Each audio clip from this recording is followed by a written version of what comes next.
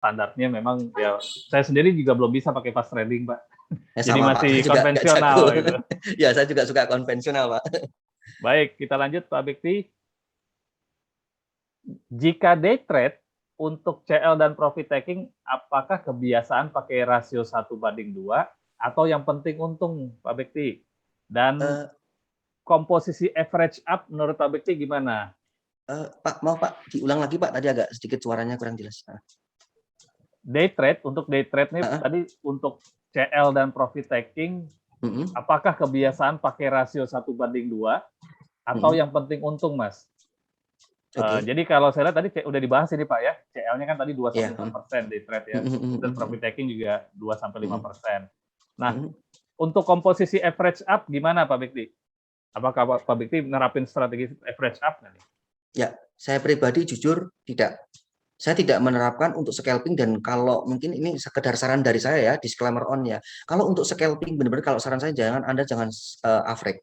Mungkin kalau Anda mau swing trading tidak masalah average. Ya karena memang time frame-nya pendek. Kalau kita ini kan memang dituntut untuk transaksi cepat dalam waktu time frame yang singkat.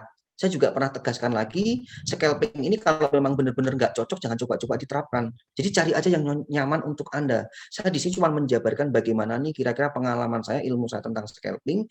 Kalau nanti Anda coba-coba cocok, silahkan terapkan. Kalau enggak, ya enggak. Gitu. Jadi saya pribadi tidak menerapkan average. Kenapa? Karena menurut saya terlalu berisiko. Ya, kita ini hanya yang paling penting yaitu tadi udah saya bilang target stop loss dan take profit saya. Kemudian konsep saya itu ya selalu itu, yang penting cuan gitu kan. Ketika saya beli saham, kalau memang naik saya akan jual, turun cut loss, simpelnya gitu. Nggak ada average lagi, nggak gitu. Oh, jadi Pak Bekti kalau beli ini cuma sekali trip doang Pak ya, langsung Ya, beli. biasanya saya wait. ya in out gitu Pak. Gitu. Oke, jadi nggak ada istilah 3 ronde Pak ya, beli naik tambah lagi, naik tambah lagi, Enggak. Baik. Kalau bukan scalping, gimana Pak? Strategi Pak Wid kan nggak semuanya scalping nih Pak. Mungkin ada strategi average up mungkin? Ya, saya itu mempunyai 3 style sebenarnya Pak. Jadi ada rekening khusus nih di Mirai yang pakai buat scalping yang aktif banget ini ya. Itu di Mirai. Kemudian kalau untuk swing itu jadi saya konsepnya adalah saya mencari saham-saham yang memang tidak volatilitas tinggi ya. Kalau volatilitas tinggi cocok untuk scalping. Kalau yang tidak bervolatilitas tinggi itu cocoknya untuk swing, karena kita desain ini mungkin 3-6 bulan akan naik ke sana kurang lebih. Misalnya nih ada saham A gitu kan, oh ini saya analisa chartnya masih bagus, kemungkinan dilihat dari mungkin beritanya, newsnya, kemudian juga dari volume akumulasinya. Nah ini beberapa bulan masih, itu saya akan melakukan average. Nah ini juga akan saya kombinasi dengan yang rekening saya lainnya, yaitu untuk investasi saham untuk long term, di mana kalau saya itu beli saham, saya biasanya gini Pak, saya 3 step biasanya. Saya beli saham, kemudian kalau ternyata menurut saya itu ada penurunan, itu saya juga bisa akan cicil lagi. Jadi intinya saya tuh kayak saya pecah jadi 3 kali pembelian, tidak langsung 1 kali. Saya akan melakukan average 3 kali. Kurang lebih intinya seperti itu, Pak. Nah, kalau seandainya Pak Bekti tadi katanya punya 3 account, sebetulnya profit yang paling gede yang tipikal mana nih Pak? Kalau Swing, saya pribadi, scalping, atau investasi jangka panjang? Kalau saya pribadi jujur Pribadi scalping. Pak ya? Ya, saya pribadi ya scalping. Oke. Jadi ya kan kebanyakan investor kita kan nggak full time trader nih Pak ya, jadi mungkin bisa yang swing atau mungkin yang long term investment gitu. Nah, kita lanjut Pak Bekti ke pertanyaan lainnya. Pak Bekti ngelis saham pribadi nggak? Misalnya 20 sampai berapa puluh saham gitu ya yang harus kita pantau terus nih. Oke. Atau listnya berubah-berubah nih? Ya, jadi karena saya itu seorang scalping, itu saya tuh berubah-ubah. Tiap hari berubah-ubah. Bahkan kadang saya tuh tiap malam itu screening saham, di mana ada saham A, B, C, D. Ini untuk referensi besok hari. Pertimbangan saya udah analisa dari sore market tutup. Market tutup saya cari nih, gainernya, losernya, mungkin siapa nih yang terjadi peningkatan volumenya, chartnya saya lihat, cari berita sentimennya di investing, RTI News, di Kontan, Detik, macam-macam kayak gitu kan. Oh, ternyata ini watchlist untuk besok. Tetapi kadang juga ada malah justru ketika itu besok market buka, watchlist saya tuh kadang banyak yang nggak masuk juga loh, udah tak analisa nggak masuk, malah justru saya menemukan saham-saham yang tiba-tiba manggung. Oh, kalau memang seperti itu ya saya akan ikutin gitu loh Pak. Jadi memang saya tuh berubah-ubah gitu. Tetapi kalau saya pribadi Pak, karena saya tuh mungkin udah cukup lama ya di saham dari 2008 ya. Jadi tahapan-tahapannya itu ada. Mungkin bagi teman-teman sahabat Mira Aset yang masih awal, kalau cara saya dulu itu tiap malam saya tuh punya catatan khusus Pak, punya buku. Wah, ini besok saham A, B, C, D, support 1 di sekian, R1 di sekian. Jadi benar-benar saya hitung manual, tetapi lama kelamaan karena mungkin saya lakukan terus, akhirnya saya udah lama kelamaan nggak pakai buku, artinya mungkin sekedar watch saja. Mungkin oh ini saham A, saham B, saham C, saham D untuk besok. Kira-kira chartnya kayak gitu, gambarannya support resistennya di situ untuk acuannya kurang lebih. Jadi makin ke sini makin cuman tak awang-awang di otak gitu coba, cuman tak hafalin, tak lihat aja gitu. Berarti dulu memang belajarnya Pak Bekti memang malam kita nganalisa gitu Pak ya, melihat Iya, potensi saham yang kemungkinan besok bisa berpotensi profit, kemudian juga ada berita-berita iya, mungkin dianalisa juga oleh Pak Bekti ya. iya Dan benar kalau Pak. misalnya dadakan tadi Pak, tahu-tahu ada Heeh, saham lain yang muncul, heeh. itu suka panik buying nggak tuh Pak? Tiba-tiba misalnya ada saham yang ada beritanya bagus di tengah Ya, trading. kalau saya pribadi adalah saya jujur Pak, saya suka FOMO, jujur ya, saya suka FOMO. Tetapi ingat ya teman-teman, ini kalau yang belum siap resikonya juga tinggi karena saya juga akan beli di all time high gitu. Yang saya lakukan adalah yang paling penting, kenapa kok saya berani seperti itu beli di all time high? Karena saya disiplin cut loss, tidak sesuai harapan dari beli saya, langsung saya cut gitu. Jadi kalau memang seperti itu Pak, ada saham-saham yang manggung tiba-tiba, oh ini kok ada saham yang tiba-tiba naik nih, direspon 3%, 4%, 5% dan naik terus. Nah, saya akan cari peluang momentumnya ketika pas nggak rame banget. Ketika pas terlalu rame gitu, aku mah nggak berani. Karena apa? Itu akan bahaya. Ketika kita masuk, bisa jadi kita cuman langsung akan dapat turunnya, cuci piringnya gitu kan. Jadi kita tunggu dulu ketika agak sedikit stabil, baru kita lirik gitu. Baik. Waduh, ini banget nih Pak, apa, ternyata variatifnya banyak banget nih Pak ya kita investasi di saham ini Pak ya. Mulai Luar biasa Pak. peluang-peluangnya itu juga banyak banget gitu. Jadi sebetulnya Banyak Pak, dan luas belajar, sekali. betul, Dan betul. berubah-ubah, kita harus yang beradaptasi dengan market Adaptasi gitu Pak. dengan market tadi ada salah satu strategi Pak Bekti juga Iya, adaptasi dengan market. Nah, Pak Bekti ini perlu dijawab nggak nih ya? Mau tanya suspend dan delisting penyebabnya apa? Kemudian bagaimana mengantisipasinya? mm-mm. Apakah dana kita bisa ditarik? Kalau delisting kita bisa total loss nggak Pak? Silakan. Nanti Ya, saya bantu juga oke Pak. Pak. Ya, nanti Pak dibantu ya Pak Roger ya. Oke, kalau Siap. setahu saya yang namanya suspend itu biasanya macam-macam. Suspend itu yang pertama adalah ketika kalau saham itu naik terlalu signifikan dalam tempo waktu yang singkat atau mungkin turun yang terlalu dalam signifikan, dia akan disuspend dengan tujuannya memberikan calling down gitu kan, biar mungkin ibaratnya tuh habis naik tinggi kan nggak wajar gitu, misalnya arah gitu biasanya disuspend. Kenapa? Itu memberi calling down. Namun ada juga saham yang dia mungkin bermasalah dengan kinerja, laporan keuangannya dan lain sebagainya, dia itu akan disuspend oleh bursa dan ini bisa lama. Tinggal nunggu misalnya dia kok belum menerbitin laporan keuangan atau apa, itu bisa berpotensi disuspend. Nah, menurut saya pribadi adalah ada peraturan kalau nggak salah nih ya Pak ya, mungkin nanti diluruskan, kalau udah disuspend 2 tahun itu berisiko untuk di delisting. Kalau nggak salah loh, 2 tahun disuspend kalau nggak salah itu. Nah, kemudian kalau delisting sendiri jelas, ini makanya saya tadi bilang di awal, risiko terburuk pemegang saham itu adalah delisting. Kalau udah delisting itu hak pemegang saham hilang, artinya ya uang Anda yang di situ hilang. Teman saya ada yang kena delisting saham X gitu aja ya, mungkin teman-teman bisa tahu cerita di situ. Saya belum pernah, jujur seumur hidup saya belum pernah kena saham delisting, tapi teman saya ada, itu ya benar-benar hilang gitu. Itu resiko terburuknya, makanya saya pernah bilang tadi di awal, di basic di minggu pertama ini, saya ingin kasih tahu ke Anda bahwa selain cut loss ada suspend resikonya, kita nggak bisa jual sahamnya dan beli sahamnya. Yang resiko yang paling buruk terakhir adalah delisting, penghapusan pencatatan dari bursa efek, dan otomatis uang Anda yang di situ hilang. Ini resikonya. Mungkin Pak Roger mau menambahkan atau mengoreksi, silakan Pak dari saya. Iya Pak. Jadi saya tambahin aja untuk yang Hmm. suspend itu biasanya kalau untuk laporan keuangan emiten biasanya didenda ya ketika udah melewati batas itu didenda dulu, kasih peringatan dulu, baru setelah itu setelah 6 bulan ke atas itu disuspend. Nah, disuspend itu bisa berpotensi delisting. Nah, delisting ini ada dua. sahabat Mirae Asset. Yang pertama delisting secara sukarela, itu bisa mungkin istilahnya itu go private. Jadi keluar dari listing, keluar dari bursa secara sukarela itu terjadi pada contohnya saham Aqua dulu ya. Itu dia delisting, go private, saham investor dibeli dengan harga mahal, tapi ada delisting karena ada masalah gitu. Baik misalnya ada laporan keuangan yang nggak pernah dipublish, kemudian ada masalah dengan internal perusahaan. Nah, itu biasanya sahamnya berpotensi di bawah Rp10. Ya, udah beberapa emiten kemarin di listing harga sahamnya cuma dihargai Rp1-2, bahkan sahamnya itu sendiri waktu di suspend itu masih harga di atas 500 gitu. Jadi cukup merugikan investor, Pak ya, dan itu resiko kita sebagai investor. Makanya kembali lagi analisa fundamental mungkin itu juga jadi penting ya. Gitu. Baik, Pak Bekri, kita lanjut lagi. Nah, ini nih yang oke juga nih pertanyaan. Untuk championship besok nih Pak yang baru akan dimulai, sarannya pakai strategi apa nih Pak?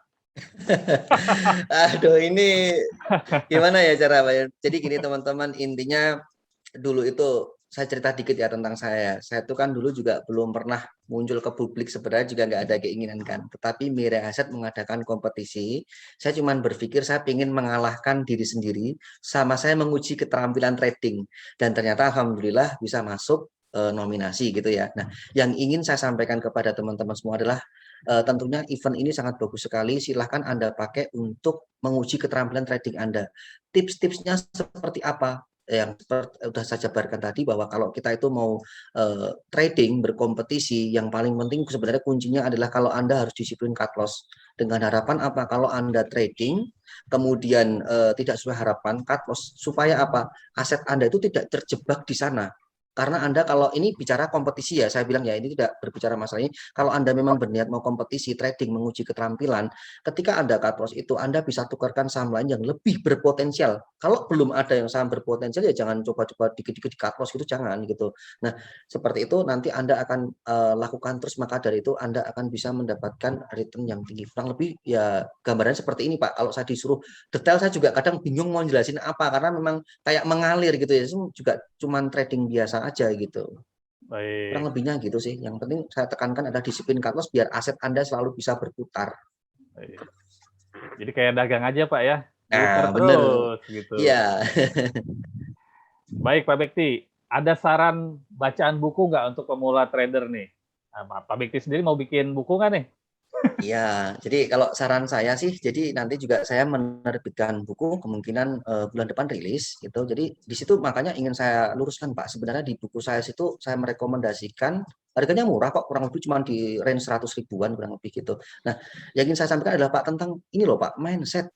Karena banyak teman-teman tuh yang masih mengartikan saham salah. Ada juga orang yang cerita ke saya kayak saham, forex, bitcoin dan sebagainya itu di dunia trading dianggap sama. Padahal beda gitu. Wah itu kalau udah trading tuh kayak gitu-gitu dianggap sama. Padahal beda. Saham ini menurut saya adalah instrumen yang menurut aku tuh ini beli kepemilikan perusahaan. Ini bukan yang mungkin kayak lainnya, beda. Ada yang mungkin kalau forex atau apa kan kita pakai memang didesain trading jangka pendek gitu kan. Kalau saham ini kan kita beli kepemilikan gitu loh. Kita bisa simpan, kita bisa investasi di sini gitu. Jadi mindset-mindset yang akan saya luruskan di buku saya itu kurang lebih seperti itu Pak. Kalau untuk buku-buku lainnya ya silahkan, banyak kok buku-buku tentang teknikal, fundamental itu punyanya Belvin, ilmu saham, Elon May ada, silahkan. Pokoknya kalau saran saya nih, buku yang rekomendasi apa, selama buku itu tentang pasar modal, silahkan Anda pelajari semuanya. Semuanya aku yakin rekomendasi kok gitu. Yang namanya belajar itu kita nggak harus milih buku A, buku B, buku C, tetapi yang paling penting Anda pelajari semuanya aja gitu. Pasti nanti ada hikmah atau mungkin ada ilmu-ilmu yang tersirat dari masing-masing buku. Kurang lebih seperti itu, Pak.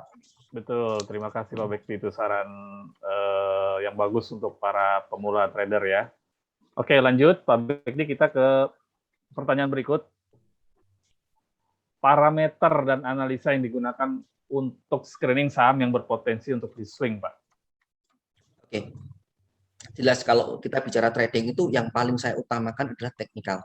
Ini penting sekali karena apa? Teknikal itu kita akan pakai untuk menentukan dua hal. Yang pertama, kapan waktu yang tepat untuk melakukan jual beli, dan yang kedua, harga berapa kita mau in dan out-nya, melakukan jual dan belinya. Ini pentingnya teknikal menurut saya di sini. Tetapi kalau saya pribadi adalah saya juga bukan orang tipe yang teknikalis banget. Jadi akan saya kombinasi dengan faktor-faktor lainnya. Faktor lainnya yaitu yang pertama, masalah sentimen. Kita harus update berita.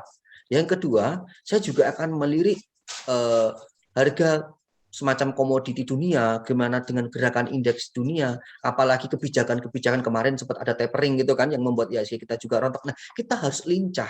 Apa yang harus kita lakukan kalau tiba-tiba terjadi perubahan harga yang signifikan. Jadi makanya kita tuh juga harus memperhatikan faktor-faktor lain seperti IHSG. Bahkan saya pernah melihat yang namanya sebuah chart ataupun teknikal pun ketika udah ada mau potensial naik gitu kan paginya, tiba-tiba jam 12 siang ada sentimen negatif membuat sesi 2. Waktu itu saya ingat kalau nggak salah Donald Trump kena COVID kalau salah. Itu langsung sesi 2 langsung rontok, yang tadinya mungkin udah hijau mau naik buyar semuanya. Kacau. Jadi intinya di saham itu memang benar-benar nggak ada satupun analisa yang bisa membuat itu harga itu pasti benar, nggak ada. Tetapi di sini adalah kita mempunyai beberapa alat, beberapa tools untuk memprediksi, untuk kita pakai untuk kita melakukan jual dan beli. Namun yang harus diingat, market selalu berubah-ubah. Ini bukan kayak ilmu matematika yang pasti ya, tapi ini ilmu dagang. Jadi kita harus siap kalau memang kita itu niat trading, mindset, psikologis, money management, trading plan harus kita punya dulu. Aku harus prinsip kalau tidak sesuai harapan cut loss. Makanya saya pernah sering bilang, waktu COVID masuk Indonesia Maret 2020 saat IHSG kita drop sempat disuspend ya, itu lebih turun dari 5%.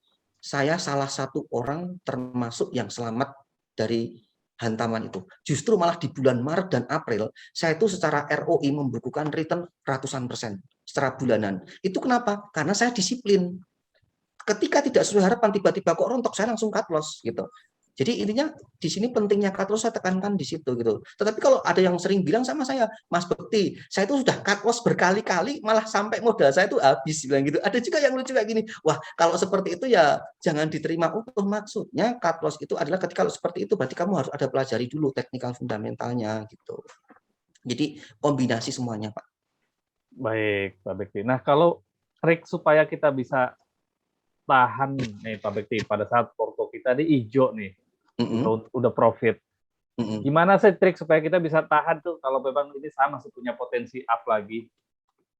Ya, jadi kalau seperti ini saya akan tanyakan dulu lebih ke kesiapan masing-masing dan niat tradingnya ya. Dia memang niat trading mau apa dulu gitu, itu yang pertama. Kemudian kalau saya pribadi sih kalau udah memang swing pun kadang saya juga pernah menerapkan ketika udah profit, kadang saya cicil jual dulu Pak. Setidaknya saya juga pernah merasakan merealisasikan keuntungan saya. Jadi jangan sampai kita biarkan udah naik cukup lumayan, kita biarkan karena yang namanya manusia itu kan nggak ada yang puas Pak. Wah siapa tahu ini udah naik 10%, siapa tahu nanti jadi 15% atau 20%. Pasti keinginan manusia tuh gitu. Tapi yang saya lakukan kadang kalau memang udah cukup lumayan, saya akan jual dulu sebagian. Setidaknya saya merasakan profit. Kalaupun nanti mungkin turun atau apa, saya akan pikirkan nanti lihat kondisi keadaannya. Yang jelas saya udah sempat juga merealisasikan keuntungan gitu. Jadi jangan sampai kita cuman melihat kalau udah profit dengan harapan tinggi-tinggi, begitu nanti turun, udah mendekati BP, aduh, nggak apa-apa, siapa tahu nanti naik lagi, ternyata turun, baru turun dikit dia nggak mau cut loss, akhirnya turun dalam, dia baru panik gitu. Jadi jangan sampai seperti itu. Jadi kita harus punya trading plan dan punya prinsip menurut saya. Baik, jadinya kita nggak pernah tahu optimal kita tuh jualnya di berapa Pak ya. Jadi strateginya mungkin lebih bagus juga kalau udah memang profitnya udah cukup lumayan gitu. Jadi kita boleh jual bertahap Pak Bekti ya. Iya, benar sekali Pak. Baik Pak Bekti, ini ada pertanyaan juga. Kalau kita mau investasi sama trading, tapi kita cuma punya satu RDN, gimana Pak bagusnya? Iya.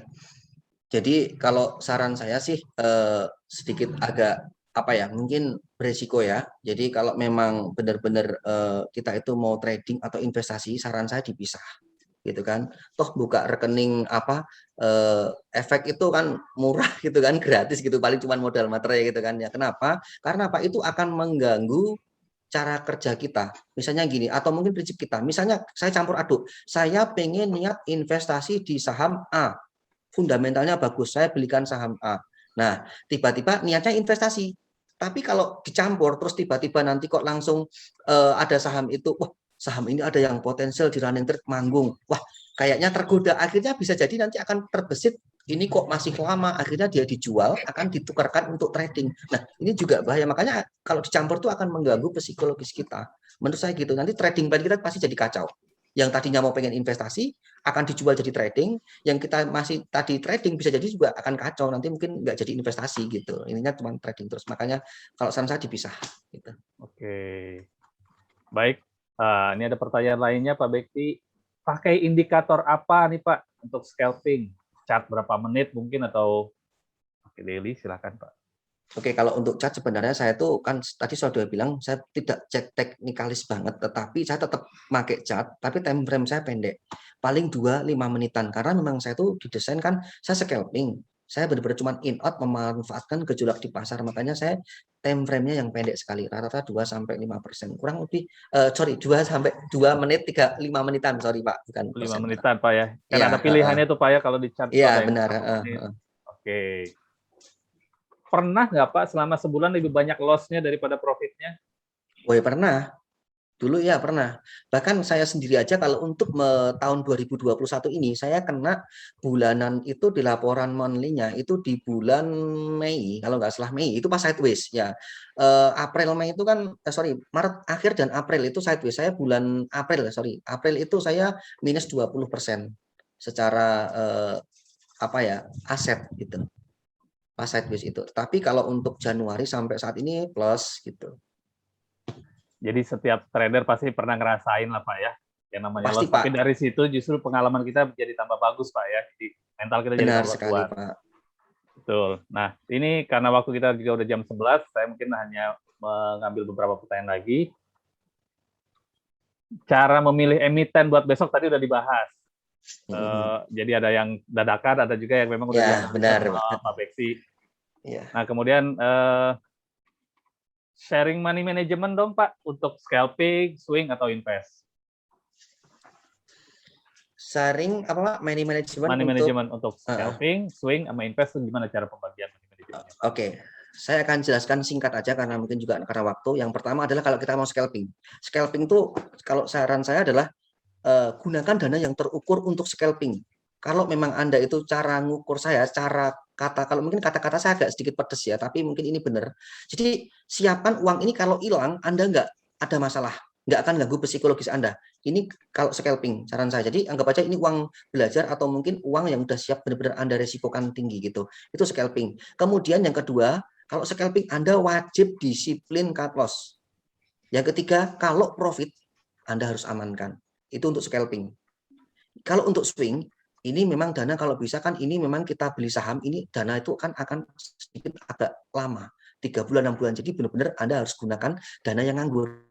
Scalping cepat, in out-nya cepat gitu. Tapi kalau swing memang kita simpan, kita melihat sebuah prospek saham, mungkin berapa bulan ke depan atau tahunan, mungkin masih punya chartnya masih bagus, masih berpotensi yieldnya mungkin sekian persen. Nah, itu benar-benar yang Anda harus gunakan adalah anda harus gunakan dana yang benar-benar dingin gitu. Kemudian kalau mungkin investing jelas ini ada dana-dana yang mungkin super dingin karena memang kita beli saham di mana memang kita melihat sebuah prospek perusahaan di mana ini akan kita simpan dalam waktu yang lama. Nah, tentunya ini semua juga saya tadi bilang di awal juga harus dibekali dengan ilmu. Jangan sampai kita cuma di saham ini nggak malas belajar. Bahaya.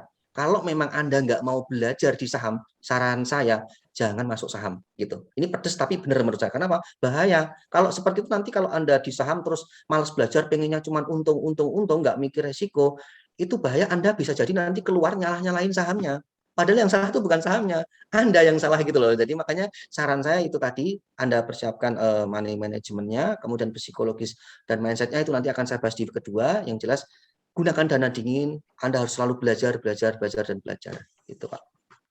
Apalagi sekarang media belajar tuh banyak banget Pak Bekti ya. Dulu kita tahun-tahun 2005-2006 tuh hampir kita nggak punya fasilitas untuk apa? Ya, seperti sekarang sekali. seminar, kemudian juga di Mirai Aset tiap Sabtu juga kita kan membuka kelas edukasi free untuk sahabat-sahabat Mirai Aset. Jadi intinya benar belajar, kemudian belajarnya bisa menganalisa market, kemudian teman-teman juga bisa belajar fundamental untuk long term investment, kemudian juga technical analysis. Jadi banyak banget yang bisa dipelajari Pak Bekti ya. Namanya juga kita uang untuk tumbuhin nih Pak ya, Ya, bukan untuk disedekahkan gitu ya Pak. Iya, benar-benar. Baik, sepertinya waktu juga yang membatasi kita. Jadi dalam berinvestasi banyak sekali kesempatan atau metode-metode yang bisa digunakan. Kembali lagi Pak Bekti tadi juga udah bahas, kita mau tipikal investor seperti apa nih? Mau kita scalping, apa kita mau ke swing, atau kita memang long term investment. Jadi semuanya itu bisa dipelajari. Dan banyak buku-buku untuk pemula mengenai pasar modal nih. Sahabat Miraset, mulai dari analisa fundamental, ada bukunya, kemudian analisa teknikal juga, serta psikologis market, itu semuanya bisa diperoleh lah buku-buku basic ini. Dan terima kasih kepada Pak Bekti atas paparan materinya untuk hari ini, gimana caranya kita bisa memperoleh profit di pasar modal, investasi saham, dan juga tips-tips untuk basic pemula. Dan saya kembalikan kepada host kita, Bapak Michael. Silakan Pak Michael. Ya, terima kasih Pak Bekti, Pak Roger. Ya, saya mengingatkan terima kasih kepada partisipan untuk jangan lupa, minggu depan kita masih punya kelas ya Pak Bekti ya? Iya, siap. Jam 10 pagi, hari Minggu, dan juga hari ini kita juga ada kehadiran 2 mentors yang lainnya, ada Om Ben juga di sini sama Hiban Mubarak. Jangan lupa kalau misalnya hari ini misalnya belum ada pertanyaan yang sama mentor karena atas waktu, bisa nanti hadir di sesi berikutnya bersama Hiban Mubarak, salah satu dari kaum milenial ya. Jadi di jam 2 ada Hiban Mubarak dan juga ada Om Ben jam 6 sore hari ini. Begitu teman-teman. Sekian dari saya, terima kasih sahabat Miraset, terima kasih Pak Roger, Pak Bekti, dan semua panelis yang telah hadir hari ini. Terima kasih Pak Bekti, Pak Michael. Selalu